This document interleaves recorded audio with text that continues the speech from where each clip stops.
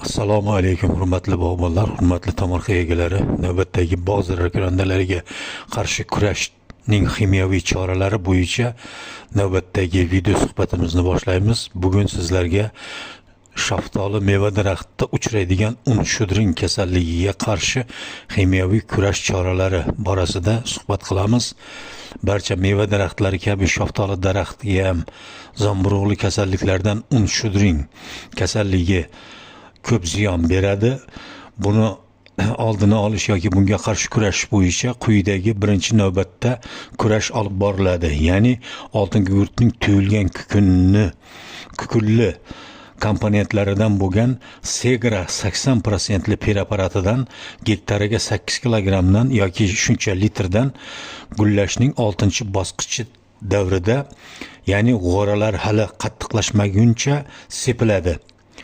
Shu bilan birga oltin gugurtning tuyulgan kukunidan ham gektariga 15-30 kilogramdan sepish tavsiya qilinadi. Navbatdagi kurash chorasida propokinazol komponentli preparatlardan Bamper, Titul, Crest preparatlaridan gektariga 0,25 kilogram yoki shuncha litrdan hosil yig'ilishiga 30 kun qolgunga qadar sepiladi.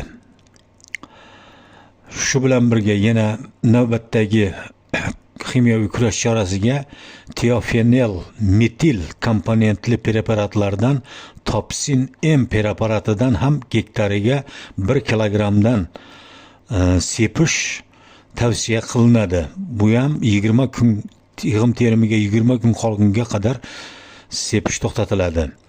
Navbatdagi kurash chorasida tibukunazol komponentli Kolosal Pilarkul preparatlaridan gektariga 0,15 kilogramdan yoki shuncha litrdan sepish tavsiya qilinadi. Bunda ham yig'im terimiga 30 kun qolgunga qadar sepish tugatilishi kerak.